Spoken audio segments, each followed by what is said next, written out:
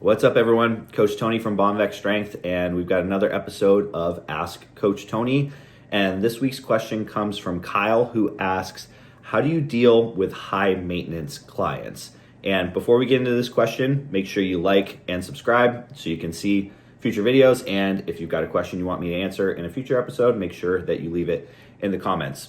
So this is a fairly broad question, and I'm assuming it's coming from somebody who's also a coach or a trainer. And when you think of high maintenance clients, I think of somebody who probably asks a lot of questions, maybe somebody who has a significant injury history, maybe somebody who needs a lot of accountability outside the gym, or maybe somebody who has a lot of technical issues that they need to work through as a lifter.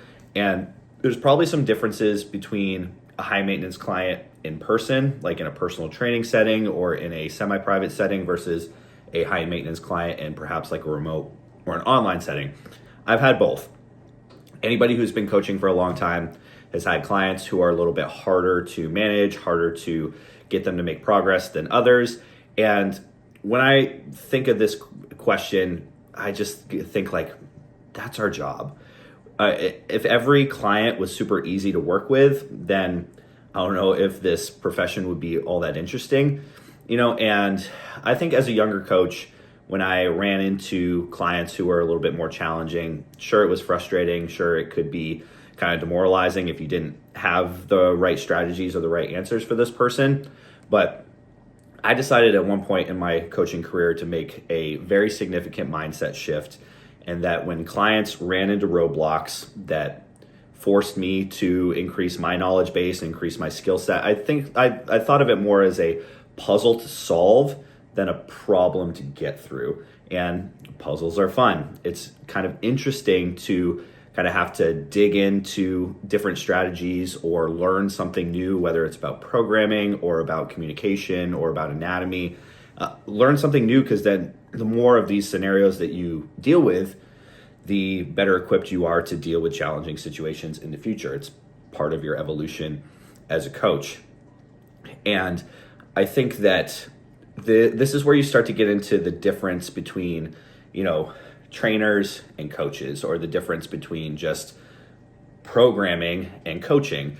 And you can kind of get into semantics here, but if you're somebody who has personal training clients and all you do is you meet with them a couple of times a week for 60 minutes and you instruct them on exercise technique, that's different than coaching. If you're somebody who manages lifters in a remote setting, an online setting, and you just write them programs every week or every month or whatever, that's just programming. That's not coaching. And the all-encompassing aspect of being a creative problem solver when it comes to writing programs, managing injuries, improving technique, hiccup, that's what differentiates a coach from those other kind of aspects of just helping people with their fitness. So I think I learned how to manage high maintenance clients in the past from inheriting high maintenance clients from other coaches, whether it was people who I worked with or people from other facilities, and that client moved closer to me, so they started working with me instead. I gotta get rid of these hiccups, dude. Oh my God, what terrible timing. Okay, hiccups are gone. Let's try that again.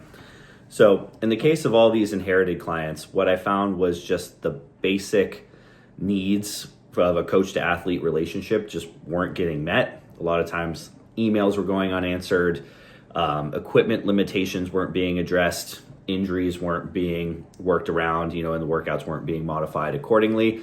So when you just meet those basic needs, then suddenly those clients become not so high maintenance, when you're just giving them what they need from an instruction and from a just overall coach to athlete relationship standpoint. And I've talked a lot about coaching kind of being completely centered around building relationships. Any good relationship starts with setting clear expectations. So if a coach is not setting clear expectations for the client or the lifter, then it's going to be hard for that relationship to blossom, for them to build trust and buy-in between the two. And I think any coach needs to think both in terms of the services that they're giving to their client and just also like as a business owner, because even if you don't operate an in-person facility, if you're coaching people, you're still running a business, right? And customers need to be able to have clear expectations of what they're going to get from your service. So sometimes if you are unclear about what you are offering and what your availability is, communication wise, support wise, then sometimes clients can feel like they're not getting out of you what they signed up for. And you may also feel like clients are pushing the boundaries that perhaps you haven't established. So for example, my clients understand right up front that if they need something from me, I'm available via text message. And that if you do text me, I'll get back to you within 24 hours, no matter what.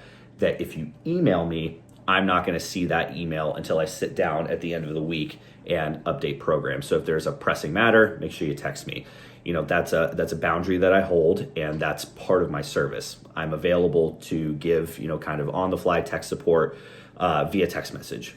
So if a client knows that, then they can take advantage of that. And if they email me and don't get a response, I've made that clear. That's on them. But there are, of course, times that you have to kind of reestablish those expectations.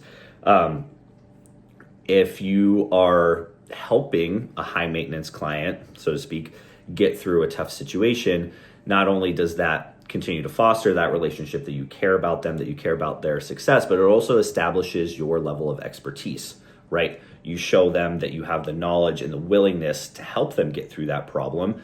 And then there may be instances where a client has a problem that you are unable to solve. You don't have the knowledge or the skill set, and you may need to refer them out. That's very common in the strength and conditioning world, right? Is referring out specifically for injuries or medical situations where it's like, okay, I don't know how to handle this. You need to go see this physical therapist or this massage therapist or this other medical professional in order to be able to continue to train effectively. I think it goes a long ways when coaches are humble enough to do that outward referral, and that goes a long, long ways with building trust with that client. So I cannot stress enough how important it is to set those expectations and then just try to go above and beyond in terms of delivering a good service to your client.